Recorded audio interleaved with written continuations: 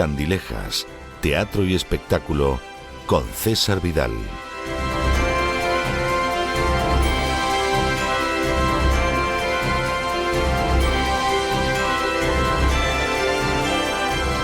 Estamos de regreso para esa conclusión del programa de los viernes que ustedes saben que tiene un lugar muy cercano a mi corazón. Siempre digo, es que es de justicia, es que es obligado, que efectivamente acabamos siempre los programas de la semana, de lunes a jueves, con gente que son primerísimas espadas a la hora de hablar de economía, de psicología, de literatura, pero los viernes son muy especiales.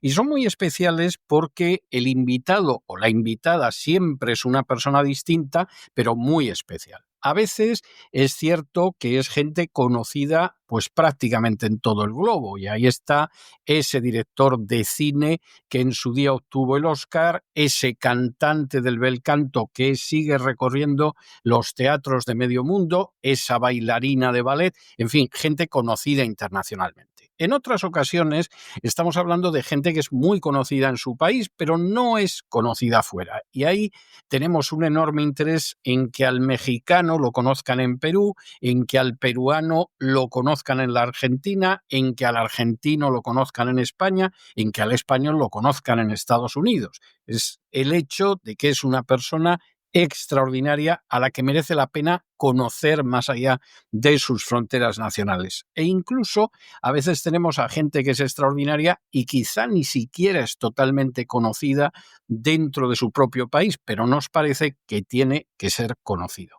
Quien les traemos hoy es una persona conocida internacionalmente, es una persona polifacética desde el mejor punto de vista, desde la mejor definición de la palabra. Es un músico, es un intérprete, es un compositor español que seguramente les viene acompañando a ustedes desde hace décadas, aunque tengan la sensación de que solo les ha acompañado en algunos momentos. No, tengan ustedes en cuenta que la cosa viene de lejos y que sigue totalmente en activo.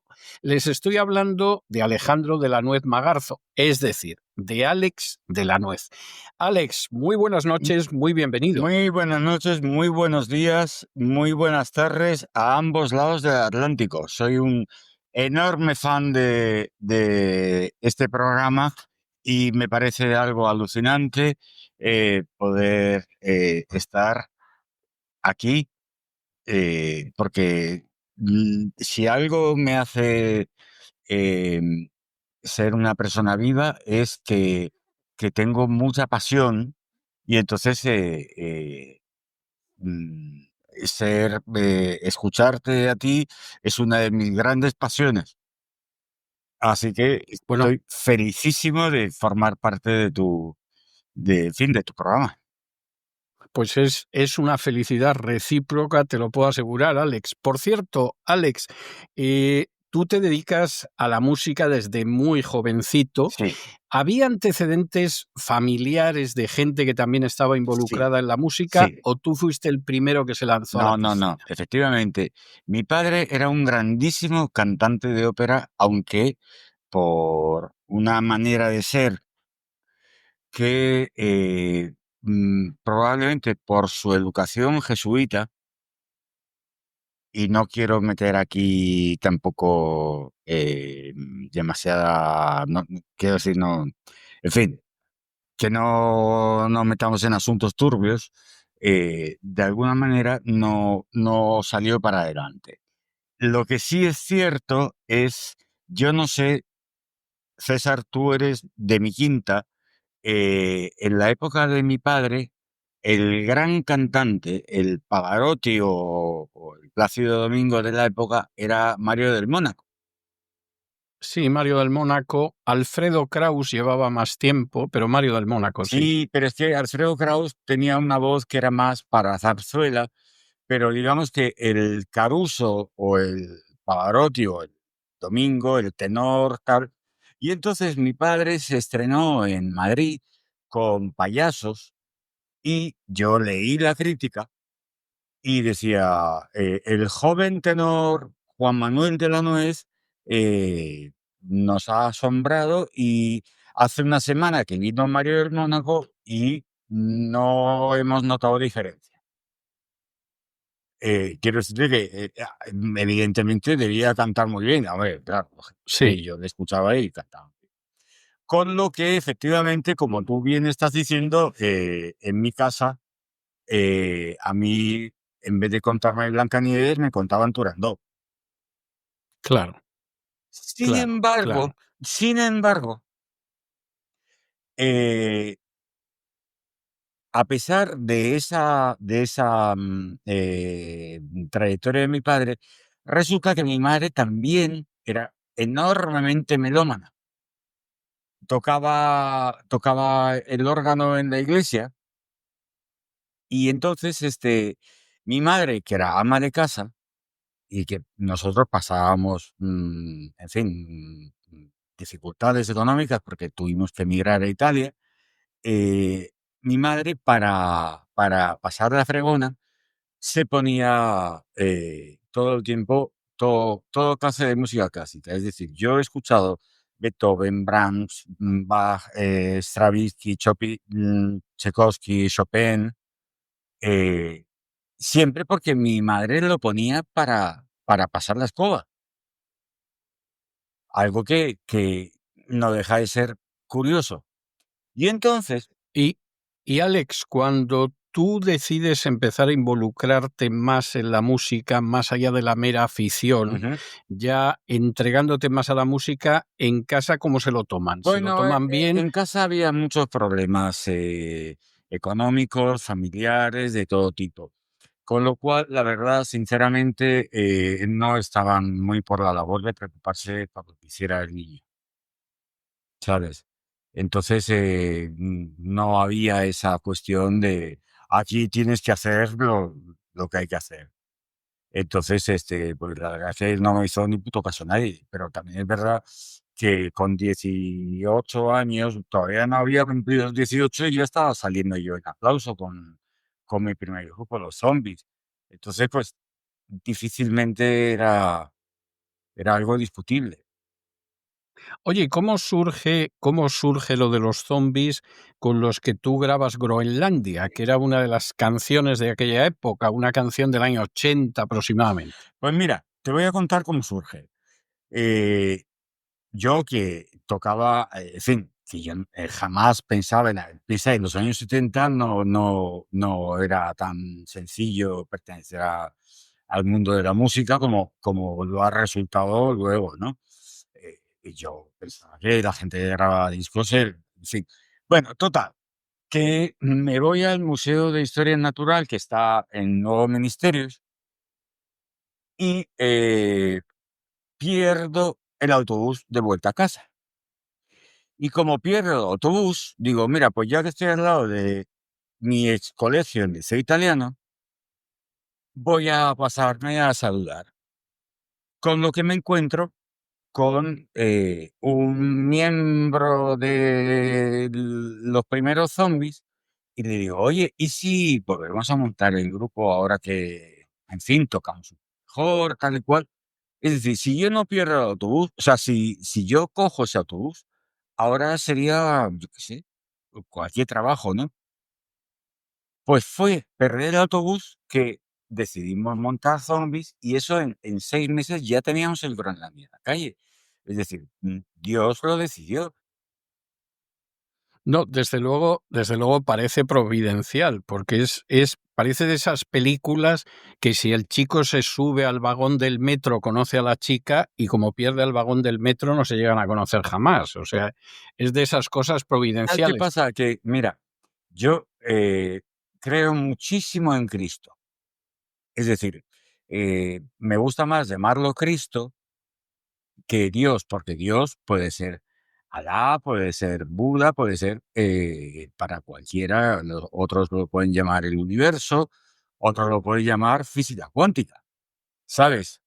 Pero Sí, sí, Cristo sí. es un concepto en el que yo creo mucho. Entonces, yo estaba todo el tiempo creando, pensando y soñando y creando mi vida futura. Tanto es así que en ese momento, cuando yo empiezo, en ese momento, Tequila era el grandísimo grupo. Sí, efectivamente, Bueno, sí pues lo era, sí. yo creé en mis sueños que yo acabaría en Tequila.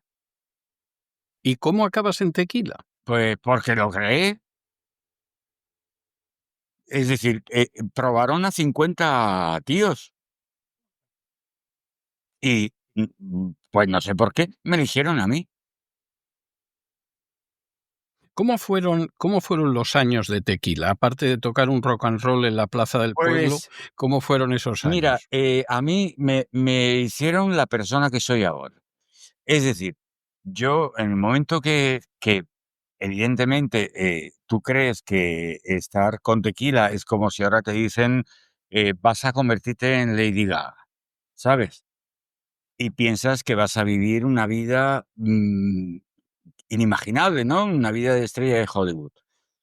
Pues ahí es cuando me di cuenta de que ni estrella de Hollywood ni nada. Eres un ser humano como cualquier otro, con todas las miserias, con todas los aburrimientos, como decía Baudelaire, que lo peor que hay, más allá de, en el spleen ideal, más allá de los dragones y las serpientes, lo peor de todos es el ennui, el aburrimiento, ¿no?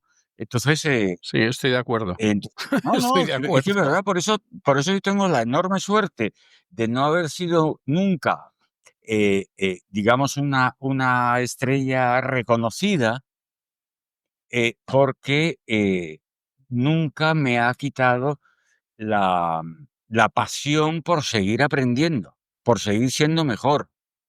Entonces, yo mis días los dedico a aprender música. ¿Sabes? A aprender el preludio de Bach, a aprender a Chopin, a aprender jazz, a aprender. Aunque te venga un vídeo de YouTube de una niña china de 10 años que lo hace 1000 veces mejor que tú, es muy frustrante, pero la cuestión es esa. Eh, Hoy, por ejemplo, me encanta la historia, ¿no? Y, Y cuando he escuchado la historia que has contado del Cid, es que, ¿tú sabes lo feliz que me hace aprender? ¿Quién se puede...? Uy, Así que me alegro mucho de que estés disfrutando de la Sifo España, oh, ¿eh? no te puedes imaginar, vamos, hombre, yo yo veo las editoriales, que por cierto, te voy a hacer una pregunta de la Dime. entrevista que yo te quería hacer. Cuando las editoriales salen en YouTube, pones una música que es como un poco india, y en cambio, cuando lo hacías en, no sé si en Telegram o en iVoox o no lo sé, ponías la de Stand By Me. Yo siempre he querido que fuera el Stand By Me, lo que pasa que luego hay problemas, yo me Los imagino, de problemas de derechos. derechos, vale, vale. Y yo Sí. me alegraba mucho de que tuvieras esos problemas de derechos, porque a mí, en cambio, esa musiquita india me encanta, me relaja un montón y me engancha mucho más, a pesar de que, efectivamente, pero es que tú piensas que yo mismo tengo problemas porque a mí mismo me han dado un toque en YouTube diciendo, que este tema no lo puedes tocar. Digo, pero si es mío. Sí, Pero en sí, el sí, momento sí, en sí. que le he dado a una distribuidora multinacional, la distribuidora enseguida, te dice, y yo le digo al youtuber que la canción es mía, no, no, la canción ya no es tuya, la canción pertenece a Sony o a la que sea. Y tú, Vaya por Dios. sí, no, es así, es así, es así. O sea, Por cierto, Alex, estamos hablando de Tequila. ajá. ¿Cuándo Cristina Ronsenbinge hizo Chas y apareció a tu lado? Bueno, ya estaba cuando la época de Tequila, ¿eh? O sea, Cristina Ah, ya, vaya. ya estaba conmigo cuando Zombies, antes incluso de que yo entrara en Tequila. Entonces fueron 6 o 7 años de mi vida en los que me decían, quítate a esa tía de encima, que canta muy mal. Eso es una cosa que es alucinante, porque eso fue, digamos, el éxito de Alex y Cristina fue en el 89-90, han Sí. pasado 35 años, y en los 35 años siguientes me han dicho, ¿por qué no te buscas a una chica que cante? ¿Sabes lo que te quiero decir? Que ese es digamos, el nivel de know-how, o sea, de preparación de los empresarios de cualquier tipo de negocio. Es decir, no veían lo que yo tenía clarísimo, que cantaba muy mal, lo sé, pero tiene un carisma. Sí, yo, Tien- yo, fíjate que incluso ni siquiera me parece que cantara tan mal. Es decir, a ver, no era Diana Ross, o sea, estamos de acuerdo en en eso, eso sí. ¿no? Pero yo creo que tenía un encanto Bueno, especial, tenía una yo frescura especial. le decía un poco de qué manera disimular las carencias. Pero bueno, no, esto yo no, que va a parecer que estamos en Sálvame y que me estás haciendo hablar mal. No, no. La cuestión es que me ponía muchos problemas por ella. Mira, me ofrecieron entrar a tocar en Mecano, en Nachapop, a las que los Peromoides, me ofrecieron Ole Ole, me acuerdo. Y yo empeñado que yo esto sale para adelante. Y la cuestión es esa, que cuando me echan, porque a mí me echan del chiringuito, yo monté. Y bueno, cuestiones que no vienen a cuento, la cuestión es que se quedan con Cristina. Y a mí me largan. Entonces, cuando yo intento seguir para adelante, todo el mundo que me estaban diciendo, quítate a la chica de encima, todo el mundo diciendo, búscate una chica. Es que, de verdad, ¿Qué castigo tiene uno a veces con la opinión de los demás, bueno, efectivamente? ¿qué castigo tiene en general? Que es una cosa que a mí me duele mucho, fundamentalmente de España, de cómo estamos, que la forma que estamos acercándonos a Venezuela y a Cuba, en vez de parecernos a Singapur o Irlanda. La última Sí. noticia de hoy es que van a prohibir la, que las cerveceras patrocinen, o sea, que las cerveceras ayuden a los restaurantes a salir para adelante. Mira, si, si a ti no te ayuda Estrella Galicia, Estrella Dam, Mediterránea, Estrella Damm, la de Cataluña, si a ti no te apoya Mau, tú no montas un bar o un restaurante. ¿Por qué? Porque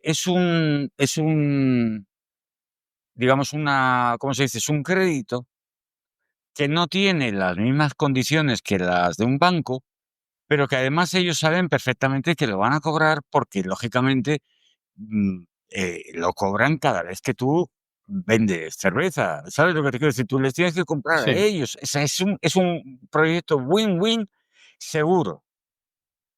Y fundamentalmente la mayoría de los restaurantes y de los bares funcionan gracias a que te viene la marca cervecera de turno, que se pelean entre ellos para conseguir patrocinarte. Si tú prohíbes eso, te cargas tanto al sector hostelero como al sector cervecero, porque también el sector cervecero necesita. Entonces, dices, Claro. donde se está creando riqueza, tú vas y pones problemas, pero es que de verdad, Sí, lamentablemente es así. Por cierto, has mencionado de pasada Mecano, pero tú sí fuiste guitarrista de Mecano y grabaste El Descanso sí, Dominical, que es el disco más vendido de la sí, historia de Mecano. sí. Esto fue porque, fíjate, Nacho Cano vivía en la calle Río Rosas, enfrente del liceo italiano donde yo estaba. Curiosamente, el piso de abajo de Camilo José Cela. O sea, quiero decir que era una casa que Qué curioso, es sí. una curiosidad porque el sobrino de Camilo José Cela es amigo mío de aquí del pueblo donde yo vivo, aquí en el Mediterráneo. Eh, entonces, la cuestión es que Nacho venía mucho, pues yo tenía un grupito en el colegio y Nacho venía mucho. Entonces, claro, yo conozco a Nacho de niños, de muy niños. Y lo cierto es que, fíjate, grabamos una maqueta para el famoso Capi, que se hizo muy famoso a raíz de ser productor de Alejandro Sanz, a pesar de Sí, que fue el descubridor de Pecos, de Tequila, de Zombie y tal. Bueno, pues fue el descubridor de Alejandro Sanz. Y entonces el otro día le llamé, bueno, sí, porque somos amigos, ¿no?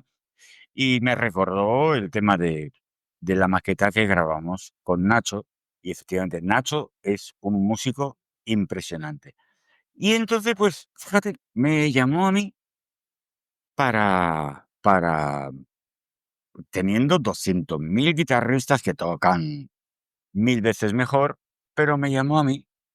Y la verdad es que le hice un par de cosas de las que además estoy orgulloso, sí, sí. Eh, Porque, bueno, es un poco lo que le pasa al guitarrista de Pink Floyd, que no es ningún virtuoso David Gilmour, sin embargo, ha sido votado el mejor solo de la historia con Comfortably Numb en The Wall. sí, Pero tú fíjate, yo conocí personalmente a este David Gilmour en Formentera. Y bueno, a mí no me gusta conocer a mis ídolos, pero bueno, había una razón por la que le podía hablar porque teníamos un amigo músico en común, que es en fin, un músico que trabaja en Londres, en fin, largo de contar. La cuestión es que me senté y David me dijo, no, tómate un vino, que tal. Y lo primero que le dije, odio The Wall, la canción, o sea, el disco The Wall. sí. Lógicamente la gente que estaba a mi lado se echó las manos a la cabeza y dice, te va a matar. Y David se rió y dijo, yo también. Claro, porque yo sabía perfectamente, por cosas mías, sabía perfectamente la pelea que había interna entre Roger Waters que, en fin, Roger Waters ahora se está echando para atrás, pero ha sido muy woke, ¿sabes? Sí, Y entonces, pues, siempre ha estado muy politizado y en cambio Gilmour era más músico. Yo hago música, déjame en paz con esas cosas. Entonces yo sabía que, en fin, la cuestión es que le encantó y nos hicimos amigos. Sobre el tema del wokismo, hay algo que a mí me gustaría remarcar aquí. Em, Mira, cuando yo empiezo en Zombies, eh, ¿tú te acuerdas que el primer grupo que hubo de punk en España fue Caca Deluxe, de donde sale sí, todo? sí, sí, me acuerdo, sí. El ideólogo era Fernando Márquez el Zurdo. Eh, que luego formó Paraíso, que tuvo una canción muy, muy conocida que es Para ti, que tienes 15 años cumplidos. Bueno, pues Fernando era muy de derechas y enormemente culto. Entonces, yo llevo toda la vida, sí, claro, cuando tú no eres una persona demasiado formada, lo lógico es que pienses que la izquierda defiende, digamos, la justicia social y el bien, ¿no? Pero a mí me llamaba mucho la atención que cuanto más culta una persona, solía ser más tendiente a la derecha. Y cuanto más supiera de historia, más tendía a la derecha. Y entonces, claro, yo no es que me hice mayor y me hice de derechas. No, yo he aprendido un montón de cosas y lo que sí, yo no puedo decir soy un tío de derechas, porque un tío de derechas es un invento de la Revolución Francesa, que están los de arriba y los de abajo y confunden con lo de izquierda y derecha porque izquierda es el más progresista y derecha es más conservador. Pero puede haber un conservador que es de abajo, sabe que está en la miseria, pero que tiene unas ideas más conservadoras, y puede haber un tío de izquierdas con ideas progresistas y ser un fabianista, un krausista, es decir, Sí, claro, sí, muy, de hecho es muy, así. muy, muy, Sí, muy progresista, pero eres más de arriba, como todo el wokismo, que está utilizando, cuidado, está utilizando no la Agenda 2030 que es el comodín. Antes de la Agenda 2030 está el Laudato Si de Francisco, sí. que es, o sea, lo que copia la Agenda 2030 de principio a final, el Laudato Si. Es decir, todas las historias del ecologismo, del buenismo y tal, krausismo, fabianismo, etcétera, etcétera. Vete por ahí. Y ahora, lo que yo estoy viendo con toda la crisis de Gaza es que yo veo que está el Vaticano a la chita callando, otra vez poniendo a los judíos de cabeza de turco y que todo el mundo odia a los judíos. Hay una larga tradición secular en ese sentido, ¿eh? No, en fin, Por, la cabra por supongo que supuestísimo.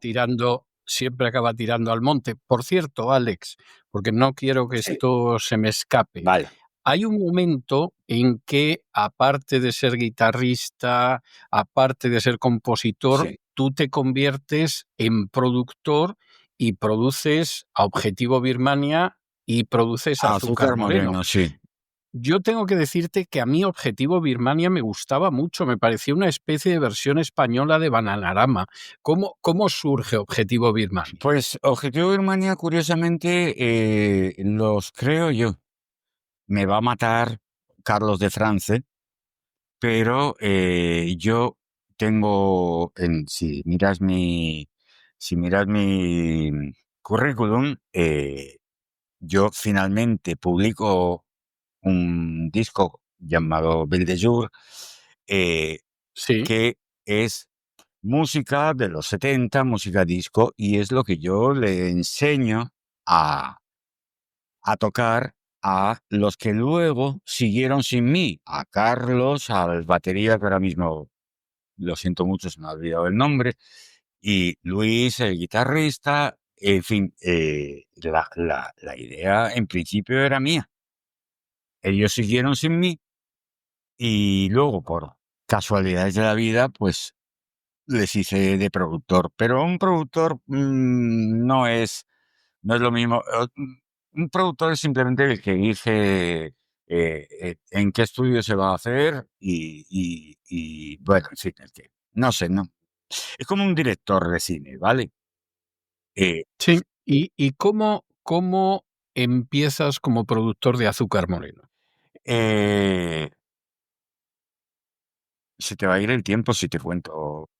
No, no, te estoy escuchando muy interesado. Me estás recordando mi adolescencia y mi primera juventud. Mira, en principio, la historia surge porque hay dos chuloputas de discoteca, un italiano y un chaval de León, pero que se hacía pasar por italiano. Te estoy hablando, claro, de los años del año 90.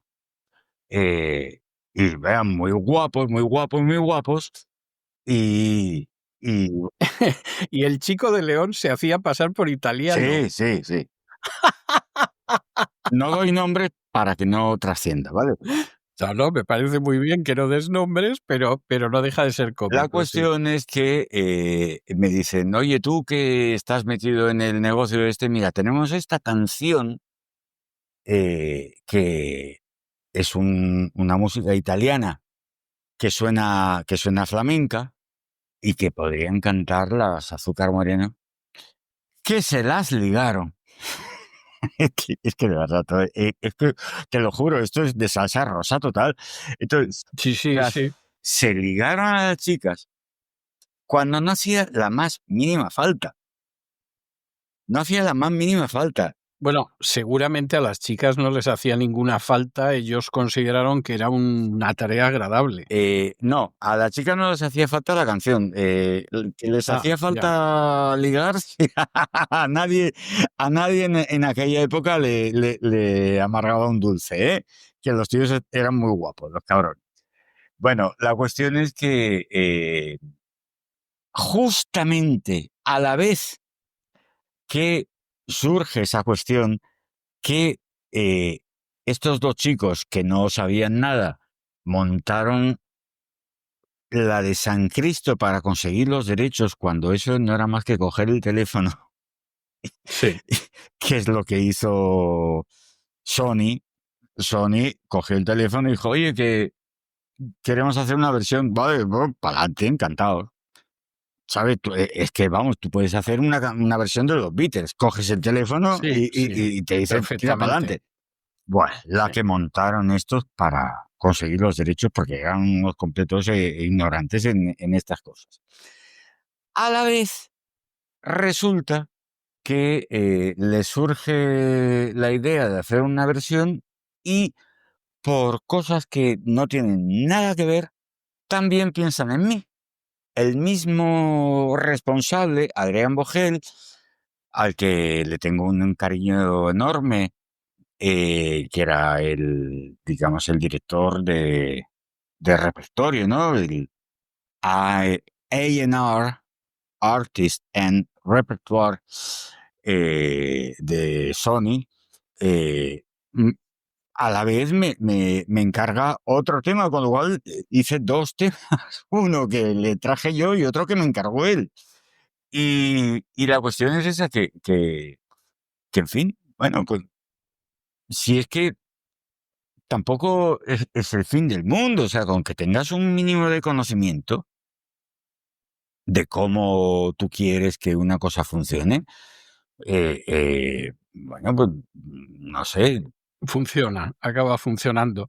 A todo eso, Alex, ha salido ya en el curso de la entrevista en varias ocasiones el hecho de que te has dedicado a componer. O sea, has Sí, compuesto para Azúcar Moreno, has sí, compuesto para Greta y los Garbo, has compuesto para sí, Thalía, has compuesto para Stephanie Rinch, que era la cantante sí. de Lions in Love. mm, Eh, ¿Tú cómo te encuentras mejor? ¿Echando mano a la guitarra para interpretar o componiendo? ambas cosas a la vez. Cuando me encuentro mejor es echando al piano para componer. Yo soy guitarrista, pero también toco el piano. No tengo la misma versatilidad con el piano. Lo que pasa es que el piano te da más, no sé, no sé cómo decirte. Ahora, tú te equivocas en una nota en el piano y a lo mejor resulta que esa nota que te has equivocado te ha dado una idea. Sí, es cierto, es cierto. Y a veces, componiendo al piano, desarrollas más ideas. Pero ahora te voy a decir una cosa. La inteligencia artificial eh, es un tema que ahora está preocupando muchísimo a la industria y tú dices, pero cabrones, ¿no os ha preocupado que desde que empezaron toda la tecnología MIDI, digital, la cantidad de trabajo que perdieron. Bueno, es que en realidad desde que se inventó el fonógrafo, es decir, ¿por qué antes era necesario tener partituras? Porque si nadie leía una pieza, tú no podías escuchar esa pieza si no te la tocaba una Claro, orquesta. claro, ¿Cómo claro. ibas tú a escuchar a Beethoven si no había un tío que escuchaba la partitura? O sea, que viera la partitura y la tocara. No había Claro. reproductores. Quiero decirte que durante toda la santa vida. Y entonces, ahora, ¿qué hace la inteligencia artificial? Hace lo mismo que hago yo cuando compongo. Cuando a mí me pones a componer, yo tiro mano de todo lo que he escuchado y, lógicamente, intento inventar algo nuevo, lo más original posible, pero hay mil veces que sin darme cuenta estoy utilizando algo que ya existe. Entonces, yo veo que hay un... Es más, yo le pregunté a Grok qué opinaba de mí, que lo tienes, yo no sé si te has fijado en tu perfil de Twitter, bueno, de X, tú puedes darle a un botón en tu perfil y te analiza qué tipo de persona eres. El caso es Mm, a mí me dice un tío que se queja de la IA y dices, pero subnormal, que yo no me quejo, a todo lo contrario, me parece increíble, porque la utilizo. La utilizo por varias cuestiones, porque me da una visión que a mí no se me hubiera ocurrido. Entonces, lo que no voy a hacer, en primer lugar, lógicamente, es eh, eh, aprovecharme de otra cosa. Yo siempre intentaré ser yo el que lo hace, pero no voy a desaprovechar un tío que tengo al lado, aunque se llame inteligencia artificial, pero es un tío que tengo al lado que me dice, oye, ¿y por qué no haces esto otro? Pues es un recurso que me parece absolutamente válido. No, no, lo creo perfectamente, Claro, vamos, yo me imagino que, no que, tengo la menor que duda. con tú que eres una enciclopedia andante de historia, de lengua, de derecho, sin embargo, Lorenzo te nutre porque yo no sé cuándo duerme este hombre, ¿sabes? Eh, eh, mm, lógicamente, a ti te mejora, ¿no? No cabe duda, no Entonces, la cabe cuestión duda. es esa, pues imagínate que Lorenzo fuera una inteligencia artificial que tú utilizas para darte cosas que dices, mira, donde yo no he llegado, porque a mí hay muchas cosas que yo te digo decir, sí, sí, sí, sí, y yo digo, sí, sí, sí, pues yo no lo he entendido. La verdad, porque son cosas de lenguaje muy económico que, en fin, hay que estar muy puesto en economía para entender las cosas que dice Lorenzo, ¿sabes? Don Lorenzo, perdón, que aquí se llama Don Está Isaac bien, está y bien. Don Lorenzo. No creo que eso le preocupe. Por cierto, Dime. Alex, ¿qué te gustaría hacer que no has hecho? Eh, ahí difícil, ¿eh? Difícil, difícil. Porque... Ya, vamos a ver, tú que has compuesto, que sigues componiendo, que has sido productor Ujú, de grupos sí, musicales, etcétera, sí. etcétera, etcétera, etcétera, ¿qué te gustaría hacer que no hayas hecho Es todavía? que por eso te digo, es muy difícil. ¿Sabes por qué? Porque yo a lo que me dedico todos los días es a ver si consigo hacer una canción mejor que Yesterday. Bueno, ¿Vale? bueno, Entonces, bueno. yo te digo que si yo compongo Yesterday, le veo fallos. ¿Sabes lo que te quiero decir? Yo también se los veo. Bueno, no, no, Yo pero quiero también decir, se los veo y creo que es una gran canción. pero quiero decir, si lo hubiera hecho yo, es decir, si yo hubiera llegado a esto que tú me estás diciendo, porque si yo hago una canción mejor que Yesterday, también debería fallar. Es decir, no creo. eh, Yo, mira, em, digamos que si yo hago un análisis de mi vida, eh, en principio, mi juicio es que he tenido golpes por todos lados. El juicio de los que me ven por fuera es que soy el tío más afortunado del mundo, ¿sabes? Claro. Sí, sí, Desde fuera, sí. ¿vale? Porque no han visto lo jodido. La cuestión es que, sin embargo, la inmensa suerte de las cosas difíciles, lo que me han hecho es precisamente que nunca he perdido la pasión por mejorar. Entonces, ¿qué es lo que no he hecho? Pues ser mejor y estoy en ello todos los días.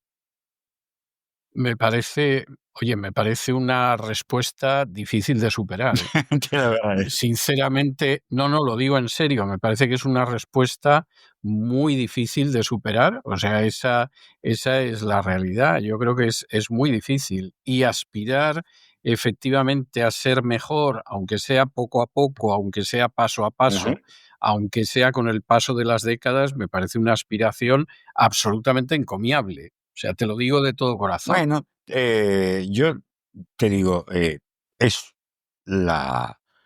Esto me lo ha enseñado Cristo. Esto me lo ha enseñado... Bueno, es el gran maestro, es el gran Es, maestro.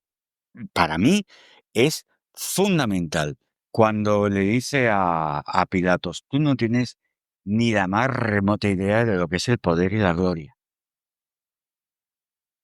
¿sabes?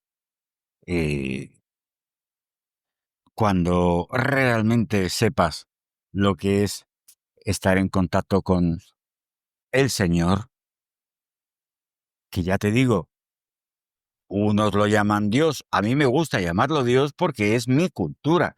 Mi cultura es que yo lo llamaba Dios. Entiendo que otros lo llamen de otra manera, ¿no? La cuestión es esa, que hasta la propia física cuántica es que te lo está diciendo.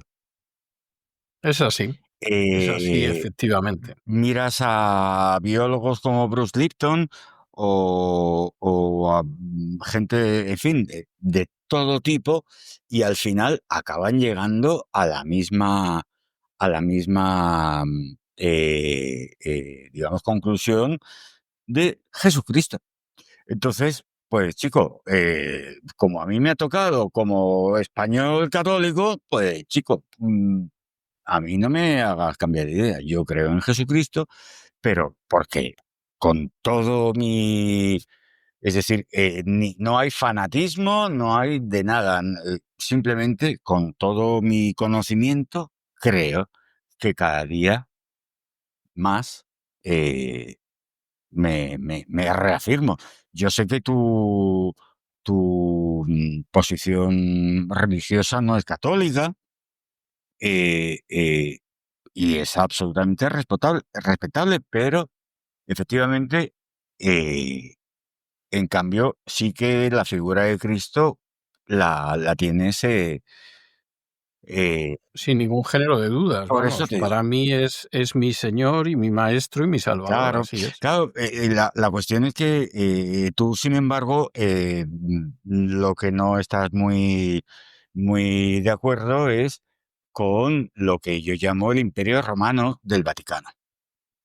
No, Claro, claro. no, Y no, es que son los patricios que además han mamado mucho de la magia babilónica mm, y son unos listos de narices. no, Pero, no tengo ninguna duda de ello. pero curiosamente, yo no sé por qué, sin embargo, el mensaje de Cristo, por mucho que en Nicea dijeron, venga, vamos a inventarnos y tal, sin embargo, el mensaje se lee entre líneas y eh, lo tenemos clarísimo todos. Yo no tengo ninguna duda al respecto, esa es la realidad. Alex, llegamos al final de nuestra entrevista Vale. y tengo que decirte que cuando estas entrevistas hace ya tiempo, hace bastante tiempo, tenían lugar pues en un estudio, tenían lugar en el estudio de radio, yo tenía en aquel entonces la costumbre, para agradecer la gentileza, la amabilidad, la paciencia de la gente como tú que se sometía a la batería de preguntas, tenía la costumbre de regalarles uno de mis libros dedicado. Siempre decía que no estaban obligados a leerlo, pero bueno, era una pequeña muestra de gratitud por la manera en que nos habían regalado una parte de su tiempo. Eso es imposible ahora en el ciberespacio, de manera que yo suelo dejar una melodía, una canción, una pieza musical a la gente que como tú pues ha tenido esa paciencia, esa gentileza, esa generosidad de dedicarnos una parte de su tiempo que en tu caso en concreto ha superado ampliamente los 3/4 de hora, que verdaderamente es un caudal en ese Algo que sentido. me honra. No, a quien nos honra es a nosotros por tu paciencia y tu gentileza. Y he escogido una pieza que era obligada, o sea, era obligada tratándose de ti y tratándose de las cuestiones que hemos abordado en esta entrevista. Y es esa pieza en la que Cristina Rosenbinge nos contaba que hacía chas y aparecía a nuestro lado. O sea, esto era obligado. Es la pieza que yo te voy a dejar y espero que tengamos posibilidad en el futuro de volver a encontrarnos, de volver a charlar y ya sabes que ha sido un placer que estuvieras con nosotros esta noche y espero que no sea la última. Vale. Un abrazo muy fuerte, Alex. Muchas gracias. Repito, yo te voy a ver esta noche y te voy a ver mañana porque soy uno de tus más fieles seguidores. Muchísimas gracias, muchas Un abrazo. gracias. Un abrazo muy fuerte, hasta siempre. Hasta siempre. Y con estos compases siempre frescos de Alex y Cristina que decían aquello de hago chas y aparezco a tu lado, nosotros hemos llegado al final de nuestra singladura de hoy del programa La Voz. Esperamos que lo hayan pasado bien, que se hayan entretenido, que incluso hayan aprendido una o dos cosillas útiles. Y los emplazamos para el lunes de la semana que viene, Dios mediante, en el mismo lugar y a la misma hora. Y como siempre, hasta entonces, nos despedimos con una despedida sureña. God bless you. Que Dios los bendiga. El programa La Voz es una producción de Artorius Incorporated y al amparo del derecho a la libertad de expresión. No se hace responsable de las opiniones vertidas en el curso del mismo.